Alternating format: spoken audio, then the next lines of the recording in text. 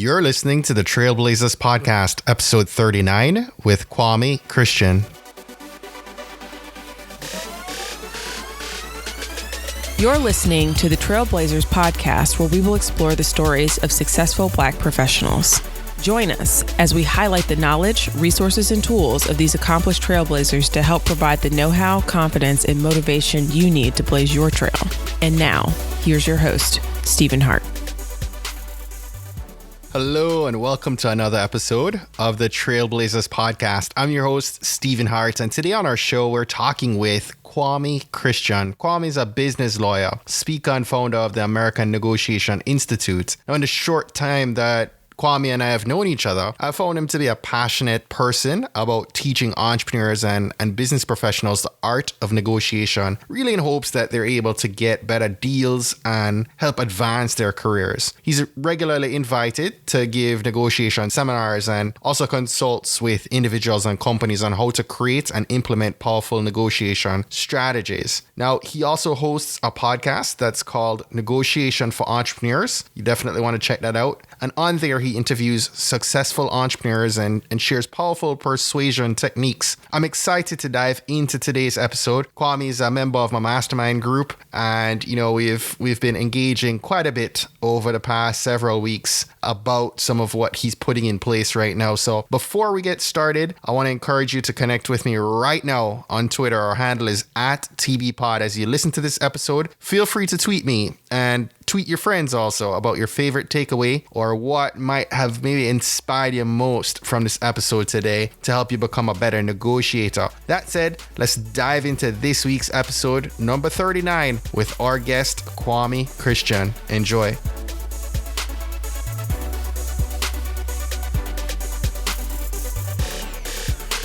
Kwame, welcome to the show, and thank you so very much for being our special guest today. Thanks for having me. I appreciate it. I'm excited about us talking tonight and getting into a whole bunch of goodness with negotiations. Yeah, it's always exciting when you get to have these interviews with a friend, because it always flows a lot better and the laughs are real, so I'm really looking forward to this conversation. So true. So, I always love to start conversations off, right, from a place of gratitude, and allows us to really kind of flush all kinds of negative and kind of really focus in on what really matters, right? So maybe if you could share something that you're most grateful for in your life right now. Yeah, I'd say my son's birthday. He turned 1 2 days ago. So that is the day. Or yesterday. Yeah. So I am grateful for his life, for him making it 1 year. And frankly, I'm grateful that I made it that 1 year, because there were times where I was worried. But we made it through. So we're 1 year in the book. That's awesome. Congrats, man. Thank you. Kwame, you're a first generation Caribbean American, right? That's right. Yeah, we are. It seems like we seem to be attracted to one another. I find whenever I network in business, so often I find out that these people that I meet with and we have the same vibe and everything. It turns out, I'm first generation Caribbean American too, or my mom's from Barbados, blah, blah, blah. So yeah, we have that island vibe connecting us. That's right. Where's your family from? So my dad is from Dominica, the Nature Isle, and my mom is from Guyana. And actually, that's where Kai got his name. There's a large waterfall in Guyana called Kaitier Falls, and that's how he got his name. Wow, that's cool. So where do you actually grow up? I grew up in a small town called Tiffin, Ohio. So I was born in New Jersey, in Livingston, and then we ended up somehow in Tiffin, Ohio. And then as soon as I had the ability to have choice, I chose not to live there anymore and moved to Columbus for school. So I'm a Buckeye. And that's where I met Whitney, and we went through school together. So we both got our undergrad from OSU, and then I got my law degree and a Master of Public Policy, and she got her med degree. And she continued on to do residency at OSU too. Love that. Was law something you're always inspired to do as a kid? Like, was that forced on you by family? Well, you know how it is in Caribbean households. You have education is pushed. Dr. Tyler, right? Yeah, I didn't have a choice. So what's funny is I never ever wanted to be a lawyer. That was never the plan. Really? Never. Yeah. So even when I went to school, it was all strategy, and so I wanted to do politics for the longest time, and so that's why I got that degree combination of law and public policy, because I thought that would be a good combo to give me some credibility when I want to run. And then as I started to learn more about politics, I realized I do not want to be I do not want to have any part of this corrupt system. I am too chill for that. I was just gonna say, I'm sure you could get some votes in a couple weeks, man. I tell you, man, this is fascinating. My undergrad was in psychology, so I'm having a field day trying to analyze this chaos. Wow. You obviously worked with another law firm before beginning your own practice, right? Yeah. During school, though. So I had two experiences during school. So I worked at a big firm after my first year, and then I worked in-house with Honda, with their legal team, my second year. And when I did that, I realized the money is good, but it's not that I need more to fulfill me. I knew it wasn't for me. And remember, that was never my plan. So there wasn't any underlying part of me that ever wanted to pursue it. It was all about resume building. And so then when I decided not to do politics, I was sitting there being sworn in for the bar, asking myself what I want to be when I grow up, So it was interesting. So my first full-time job was actually in the social justice world. I worked as a legal analyst, and so I analyzed law and policy and focused on racial discrimination. And so my big focus was on health disparities, in particular infant mortality in the U.S. Wow, that's interesting. Did you enjoy that? I felt like I should have, but I didn't. And here's why. And it's funny, whenever I look at my preferences now with a more nuanced perspective, I can realize the consistencies in my life. And so I remember I was that little boy when my mom was reading me stories, and you know how when you're a kid you have your favorite stories. Whenever we got to the part where the villain was starting to take over, I would have my mom skip that part and just go to the resolution. Really? Yeah. And so for me, when I was doing this social justice work, I was enjoying it when I consider the impact I was having on the people that I was working with. But when you're in the social justice world and you're dealing with race in particular, there was never an instance where I came home and said, "Hey, Whitney, guess what? I solved the racism today." That never happened, And so I'm a guy who needs momentum. I need wins, and I never felt like I was getting that. And not only that, I didn't feel like it was my calling. I could do it well, but it wasn't my passion, and it didn't really match my skill sets that well. But, I made the best of it. I think the biggest thing that came of it for me is I had the opportunity to travel around the country giving these presentations on health disparities and racism in the U.S. And it made me a lot more comfortable and competent as a presenter. So now when I'm around doing my negotiation seminars, it's really easy. When compared to one of my last presentations, which was giving an implicit bias to the police, talking about the issues with the killings of black males. That is what you call a tough audience. Yes. So after doing presentations like that, everything else seems a lot easier. Wow. So how did that ignite? So take us from there. Did that somehow ignite the spark to you starting your own practice? It ignited the spark because it allowed me to realize that it wasn't for me. And I think there's a lot of value in coming to a part in your career where you can eliminate an option. It's like, okay, I felt like this is what I should be doing. As a competent black male, this is something that I should be passionate about. And I felt kind of guilty for a while that I wasn't passionate about it. But I just had to be honest with myself and really do some serious introspection and see what it is that interests me. And so it was a job where even though the topics that I was covering were very heavy and I was presenting a lot, I did have a lot of downtime. And so in that time, I I asked myself, what do I love doing? And it was always entrepreneurship. Even when I was a little kid, I was always trying to find ways to sell things and stuff like that. So I was like, okay, I need to start my business. And so I asked, what kind of business can you start? Like, well, you have a law license. Let's start there. And so that's when I started the business law firm. And so I opened it in September 2014 and was just building it on the side while working full time. And then this year is when I took the leap and left the full-time job to start the firm, to do the firm full time. Exciting. So this is a very delicate time, right? Or you're still in the phase of building and figuring stuff out, right? Oh, yeah. And, the toughest part for me was the timing, because like I said, we just had a baby. So Whitney's in residency, which means she's working really, really long hours, but without much compensation. And then, we have a house, we have a mortgage, we have a baby. And that's when I decide, you know what?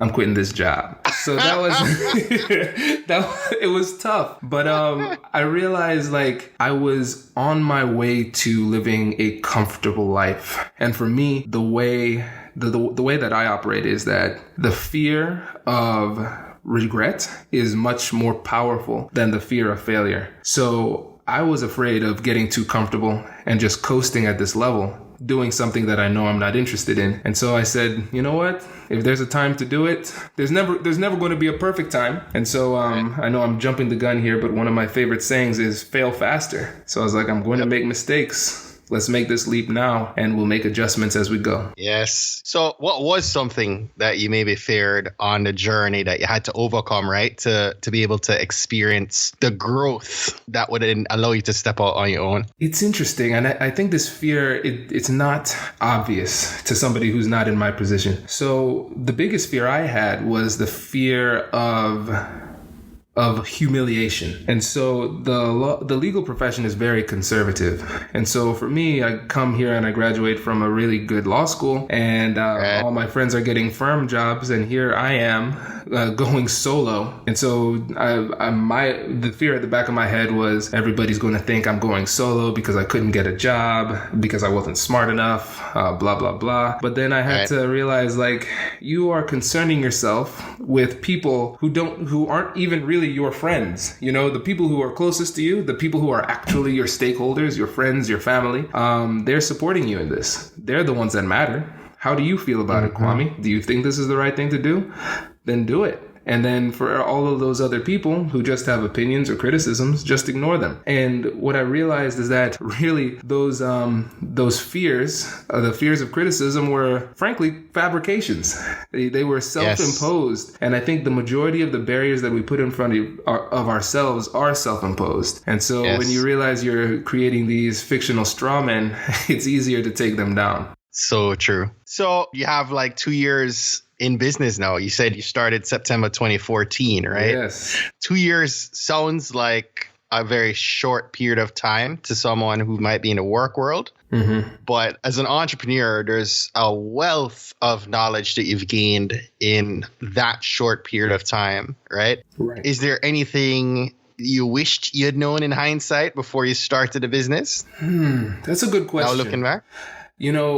Yes, there is. And I think I limited my introspection when I was thinking about what I loved. Because yes, entrepreneurship was the thing I loved. And I stopped short. I think I stopped my analysis of myself short when I settled on law. And I think ultimately it worked in my favor. But understanding that this was going to be temporary because I knew law wasn't my passion, I knew this was going to be a short-term fix.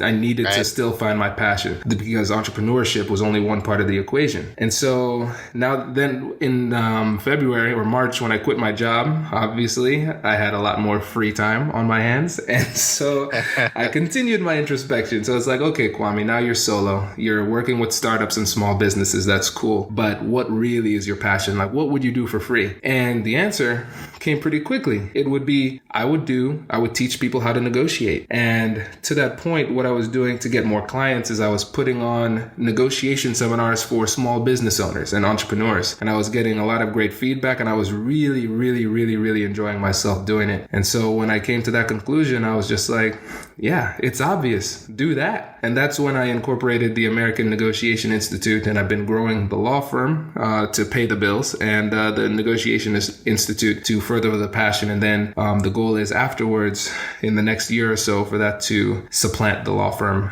in my life. Right. So this kind of gives us a nice segue, right? Folks listening in tonight, Kwame has become the negotiation expert, and we want to be able to dive into the rest of the episode and really have him impart some wisdom on how you and I can really improve on our own negotiation skills. But Kwame, before we dive into a deeper discussion, maybe let's maybe cover some foundation pieces first, right? So if you could tell us, what is your definition of negotiation? Okay. So my definition of negotiation is anytime you are in a conversation with somebody and one or more people in that conversation want something. And so for me, I favor this broad definition because it makes you realize that we are negotiating every day, every single day. And the reason that I love negotiation so much, and this is why I fell in love with it once I started studying it, is that it's the only business skill, or one of the only business skills, that can be equally as powerful both at home and at work. I was just gonna say, like, I'm thinking that my daughter will negotiate with me like every minute of the day. Oh yeah. So it's important to hone these skills for domestic reasons as well. So yeah, I think everybody out there who has a significant other would be like, oh yeah, I am negotiating. Absolutely. Yeah. And so absolutely. It's funny, when you buy a car, you start to see that car everywhere on the street. You become hyper aware of it. Yep. That's how it is with negotiation. Once it's almost like my life before and after is like me realizing I needed glasses and putting them on, and now I see it everywhere. And so I've been taking advantage of opportunities to negotiate both at home and at work to my benefit. And I'd say, honestly, the most important negotiation I've had this year was when I did make that leap from working full time to starting the practice. That wasn't an easy conversation with my wife. And I honestly don't know if I could have pulled it off if I didn't have this background, if I didn't approach it. Yeah, right. If I didn't approach it like a negotiation, I think that could have been that could have been war. That would have been bad. So I'm recognizing its benefits everywhere. Right. I'm just thinking, like, man, you got a new kid and a mortgage, and you're trying to tell your wife you're going to quit your job. Yeah. You better can negotiate really well. Yeah, that's one of my shining moments. That's right. So you're a lawyer. Let's make an argument, right? Let's make an argument on, or have you make an argument on why negotiation is one of the most important skills that an entrepreneur needs to develop and utilize to be able to experience that success in their business. For sure. The beautiful thing about negotiation is that it serves three purposes. So the first one is offensive uses of negotiation. That's when you're trying to get more, like close deals at a higher price point to aggressively expand your business. The second reason you would negotiate is for defensive purposes. And so that's when it comes to expenses. So let's say we're negotiating a lease, trying to save money on those type of expenses. And when you're thinking about defensive uses of negotiation, think about those expenses that compound. So again, lease for an example. So let's say we save $50, $100 on a lease, which is pretty modest. But over the course of the year, if it's $100, that's pretty significant. $1,200, that means something. That could be a month of daycare for all you parents out there, Yes. So that matters. And so even small things that I negotiate just to keep my skills sharp. And I know as a podcaster, you would appreciate this. I negotiated the price down on my microphone. That's something I did. Nice. And one of the, and I'll get to this a little bit later too, but one of the things I do to hone my skills just out in the marketplace is I ask for things that I know I will never get or should never get. And I call it rejection therapy. So I do it because it serves two purposes.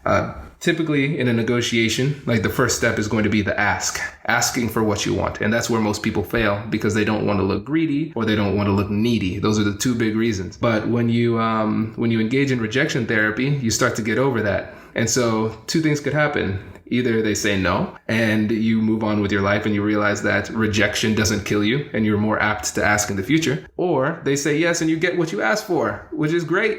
So it's win-win. And so an example is it was my birthday last week. And so I was at a coffee shop with one of my mentees and they said, "Hey, Kwame, we see it's your birthday. Here's a free pastry." Because I had one of those rewards cards. And I was like, "Thank you. Well, I'm here with my mentee. Can he get one too? He has no right to get a free pastry, but we got it. We got it. Yeah. And when you start to push the limit on this, you start to realize that there's flexibility everywhere, and the example I always give is let me ask you this question. When you drove home this morning or this evening, I'm assuming the speed limit varied from 25 to 55. Did you always drive the speed limit? No. Of course not. The only people who drive the speed limit perfectly are people who are prison escapees. I feel like it's not normal. There's a reason for you not driving the speed limit. But the thing is, the speed limit is an actual law. We are knowingly violating the law because we understand that there is a little bit of fluff built into the speed limit. But the thing is, now some civilian goes and makes up a price and we assume it's written in stone and we just accept it every time. But there's fluff in most prices too. And so that's where the defensive uses of negotiation comes in play, because you can always try and negotiate for a little bit more.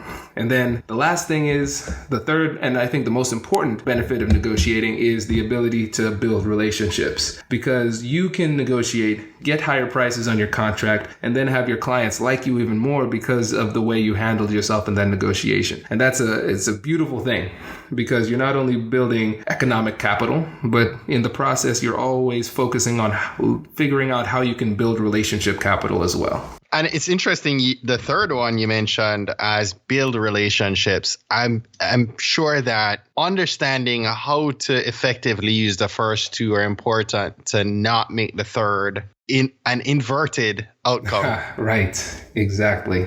Am I right in saying that? Absolutely. You don't want to harm that relationship by forcing a bad negotiation, right? Exactly. And in my negotiations, I typically start off, if I'm doing it right, I start off by affirming the relationship, by saying something that clearly sets the tone as a collaborative tone. Like, we're here to work together, our goals align, or we wouldn't be here having this conversation. So I'm interested to hear from your perspective and share my perspective, and we'll figure out a way to make this work. And then start the conversation from that understanding. Right.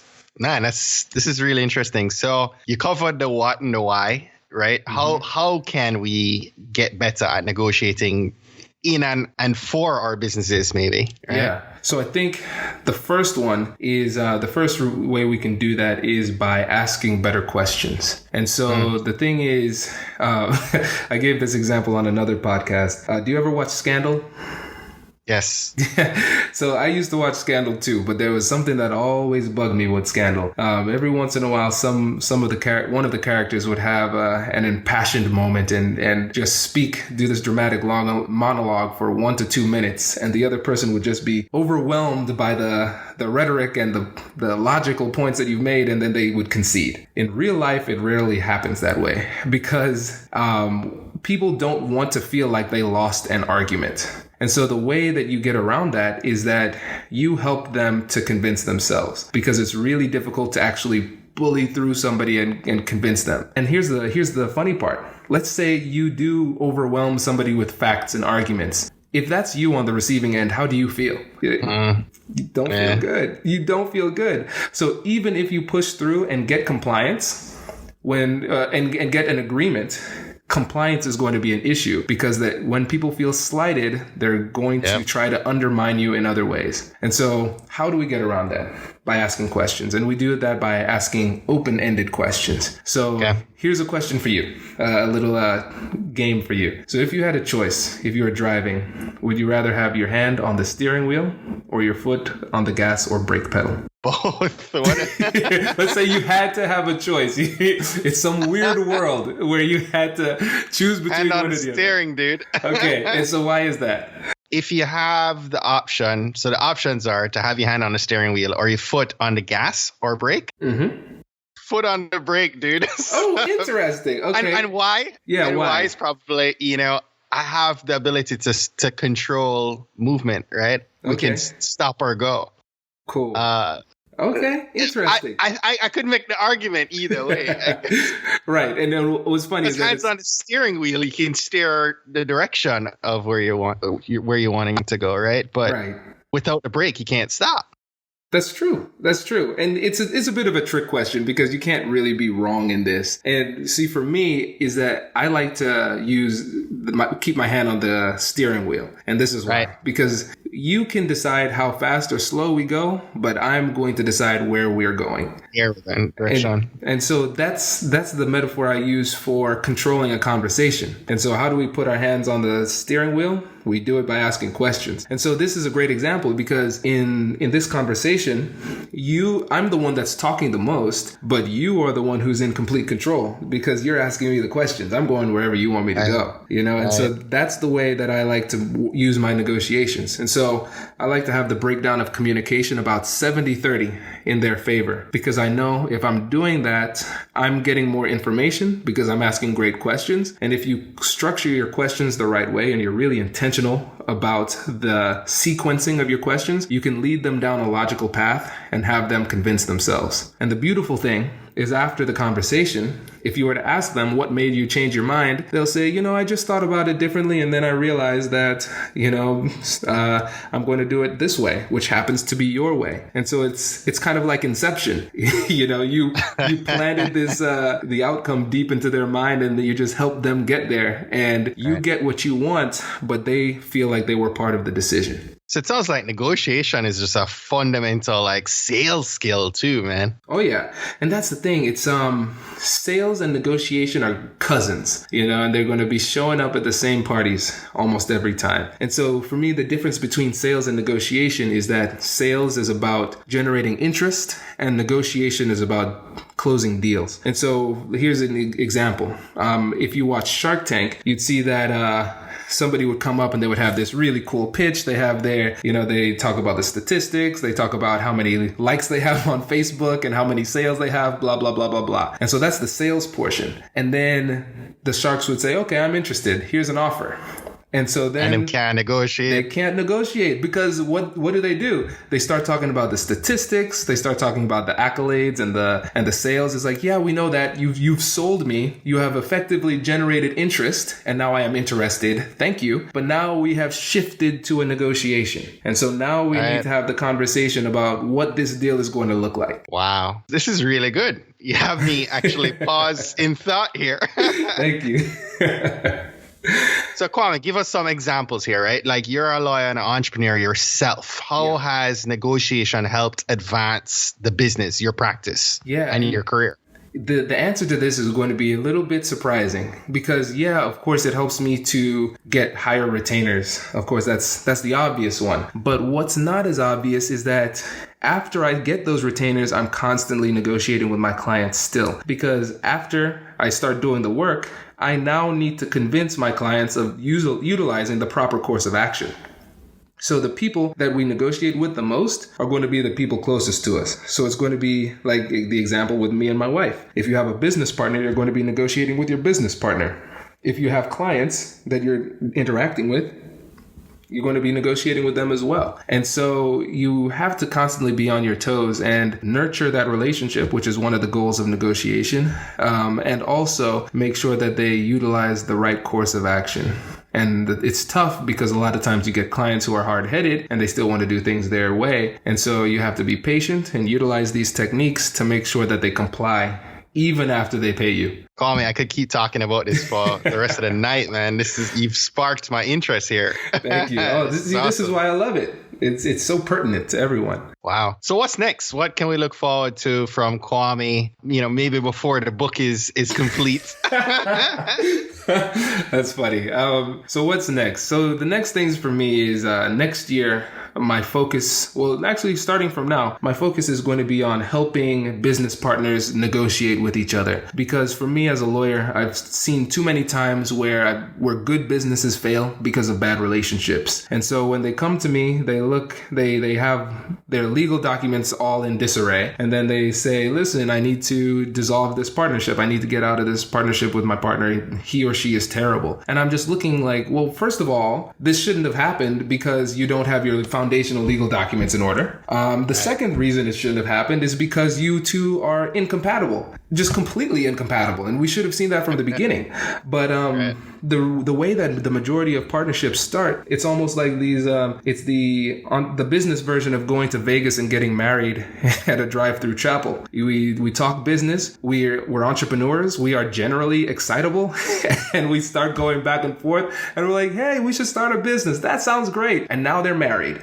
And they haven't done any investigation to see how well the relationship would work. And so this, what I'm going to be focusing on now is almost like premarital class for business partners, helping them investigate how to have those difficult conversations about equity, about roles and responsibility and expectations, and showing them how they can resolve disputes that are inevitable in business. Yes. Kwame, I will just pause you right there and tell anyone listening that is considering getting into a partnership to definitely give thought. You either need to reach out to Kwame or someone like Kwame and get consultation and guidance on this, because it's a very, very important discussion to have before you get into before you sign your name as a co-founder. You really need to understand all sides of what's involved with the partnership. Very, very important. Right. Kwame, I just appreciate you for sharing some knowledge, man. We're nearing the end of the episode, but, I'd love to have you provide some resources to our listeners to help them sharpen their minds a bit more. And, I was hoping maybe you could share one book that you've read recently that's inspired you. For sure. Oh, this is tough, picking just one. Okay. You can give us a couple. We're good if you have a couple of them that you want to share. Okay. The big one for me is The One Thing, the book called The One Thing. Especially for entrepreneurs, because like I said, we tend to be excitable, and we tend to really thrive in the ideation stage. We have just too many thoughts running through our head. And The One Thing for me really helped me to focus on accomplishing one thing and building it and being intentional about it before moving on to the next. So that's one book on the business side that I would strongly recommend. On the negotiation side, I would recommend Negotiation Genius. And for me, that was by far the best negotiation book I've ever read. It really had me thinking about, it introduced me to a lot of new concepts that I wasn't familiar with, and which surprised me because it's funny, when you start to focus in on something, you start to feel really good. Like, oh, I know this. But then what's interesting is that as you keep learning, you start to expose your own ignorance. And then you start to realize just how much you don't know. And that's what I really appreciate about that book, is because it really humbled me, because it exposed me to so much that I didn't know. And even topics that I was familiar with, it addressed it in a different angle that made me think about it in a completely different way. So I love that book. Kwame, what's something small you've done this month that you're proud of? What is something small? I would say consistency. And the thing is, people kind of overlook the power of consistency. Just doing the right thing perpetually. And so one thing that I've done this month is every day, of course I've missed a couple days, but send 2 podcast pitches to business podcasters, because I realized that after doing the analysis from the book, The One Thing, I realized that the best thing that I can do to grow the negotiation side of my business with the American Negotiation Institute is get in front of as many people as possible. And so what I have to do in order to do that is I need to listen to at least 2 episodes of somebody's podcast, and if I like it, if I think it's really substantive, I will send them a really thoughtful message explaining why I appreciate what they're doing with their podcast and why I think it's good, and talking about what I could offer. And, it's been paying dividends. So I think probably by the end of the year, I already have about 10 interviews coming up. I think I could end up with 25. And I started this endeavor starting in the last week of September. So wow. Yeah, it's been work. And you know what's funny? So for those of you that don't know, Steven and I are in a mastermind group, and it was your interview with Ace Chapman. Ace Chapman. When I realized that man is everywhere. I was like, that's a brilliant idea. Let me do that. Yes. So I'm following in his mighty footsteps. Nice. I think it sparked the same outcome for me as well. And, from Ace's interview and realizing his podcast strategy, it inspired me to also jump on many other podcasts as well. So nice. Ace, if you're listening to this one, definitely you've started a fire. That's right. And it's funny because you've been on mine too. So we're having this cross-pollination here. Yes, crazy. Kwame, name an online resource. It could be an app, software, or tool that you use every day and you can't live without it. For service professionals who trade time for money, there's an app called Hours Tracker. And I typically don't buy apps, but I tried the light version and I was automatically hooked. So billing time is really critical as an attorney, but it is the most tedious thing to do. But with Hours Tracker, you just clock in and clock out, and that's it. And you can take comments to say exactly what you did. And so for me, honestly, this could be a negotiation point too. For me, it made me a lot more comfortable when I was talking about my prices and talking about how much time I spent on projects. Because if anybody had any questions, I would just email them. You could just export the document in PDF form or Excel form, and they'll see exactly what I was doing at what time. And when you have it down to the minute, people really don't have much to say after that. Right. Good way to be transparent and put it all out there. Right. That's good, man. So Kwame, before we wrap up, I would love to invite you to share one action that our future entrepreneurs should commit to this week to help them blaze their trail. I would say start engaging in some rejection therapy. Make a game out of it. So think about things that you want and ask for it. Just ask, and that's the start. And once you start to get some success, it can become a little bit addictive. So that would be my first step. Become comfortable with asking and become comfortable with rejection, because when the time comes for those big negotiations, you will be battle tested and ready to go. Yes, so true. Dude, before we let you go, I want to say thank you so much for coming on the podcast today. You've really sparked a lot of serious thought. We might have a conversation here in a few minutes after this call ends. I would love it. And that's why I love doing this, seeing that spark in other people when they realize that it's everywhere. And then when clients come to me on the consulting side with the American Negotiation Institute with a problem, and I get to sit down and work through it with them, there's nothing better. Kwame, I appreciate it. I love this episode. I love you sharing your story and then really speaking to us about the negotiation, the benefits and the rewards of effective negotiation skills. Tell us how we can stay connected to you, and then we can go ahead and finish up for today. For sure. The best way is by LinkedIn. And so whenever somebody connects with me on LinkedIn, I send you a personal response and we chat, because whenever for me, it was the weirdest thing. And I'm sure you could relate to this as a podcaster. I could see the statistics. I knew the people were out there, but I didn't know who they were. It was like I was speaking to an invisible audience. So whenever my message resonates with people, I like to connect with them personally and ask, what is it that interests you? What would you like to hear? Because I can talk about this stuff for days, as you can tell, but it really means nothing if my content isn't pertinent. So I always like to hear directly from people via LinkedIn. Let me know who you are, what you're interested in, and how I can help. And I'll try to focus my content in that way. And then another way too is I always want to create value for the people who are listening.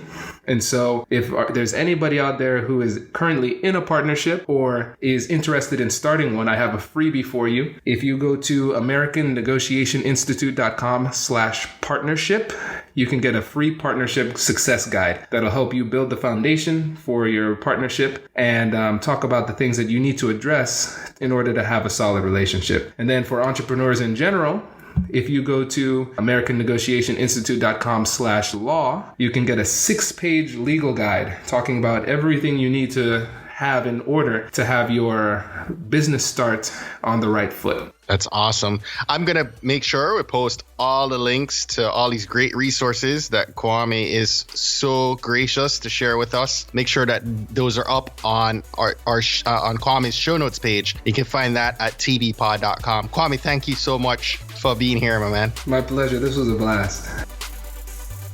Well, that's it for today. Thanks again for listening to this episode of the Trailblazers podcast. I'll be posting links to all of today's book recommendations and links mentioned on our show notes page at tbpod.com. If today was your first time listening to the Trailblazers podcast, I just want to extend a warm Trailblazers welcome to you. We're so happy to have you here, and we encourage you to go ahead and hit that subscribe button in your favorite podcast app. Go ahead and browse through some of our past episodes to keep the knowledge flowing. If you're a fan of the podcast and today's content, and you're maybe already subscribed to the podcast, please continue to share and invite your friends, your family, or colleagues to listen to an episode that you think might impact them most. We believe that someone listening to these inspiring stories will be moved to make significant changes that will have generational impact for many others, both now and well into the future. Don't miss next week's episode. New episodes are released each and every Monday by about 5 a.m. Eastern. Trailblazers, jump off this podcast today. Go find a way to rise above, go way beyond, and keep blazing your trail. Cheers.